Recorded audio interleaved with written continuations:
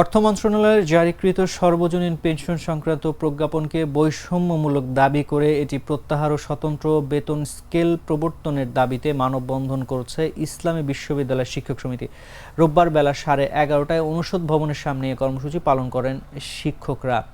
বাংলাদেশ বিশ্ববিদ্যালয় শিক্ষক সমিতি ফেডারেশনের আহ্বানে মানববন্ধনে বিভিন্ন বিভাগের শতাধিক শিক্ষক অংশ নেন। শিক্ষকরা বলেন, এই পেনশন স্কিমের মাধ্যমে বিশ্ববিদ্যালয়ের শিক্ষকদের অবমূল্যায়ন করা হয়েছে। এটি বাস্তবায়ন হলে মেধাবীরা শিক্ষকতায় আসবে না, এতে জাতি ক্ষতিগ্রস্ত হবে।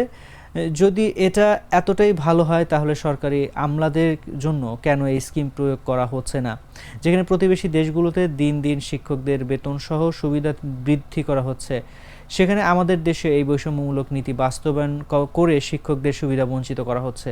এটি কোনোভাবেই মেনে নেওয়া যায় না। এ সময় শিক্ষক নেতারা আগামী 4 জুনের মধ্যে এই নীতিমালার প্রজ্ঞাপন প্রত্যাহার করা না হলে বৃহত্তর কর্মসূচি পালনের ঘোষণা দেন।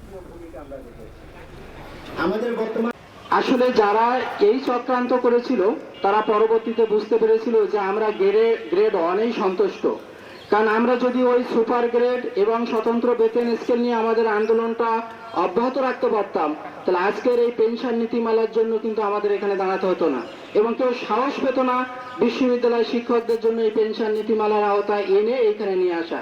আমি মনে করি 4 তারিখের আগেই মাননীয় প্রধানমন্ত্রী এবং তার সরকারের দৃষ্টিতে এই বিষয়গুলো আসবে এবং এই 4 তারিখের মধ্যে এই বিষয়টি সুরাহা হবে।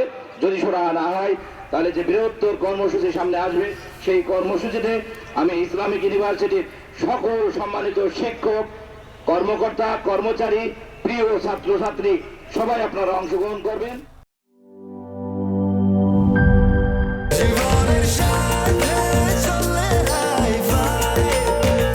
স্বাস্থ্যকর অল টাইম ফ্যামিলি কেক, সব সময় অল টাইম হেলদি লাইফ।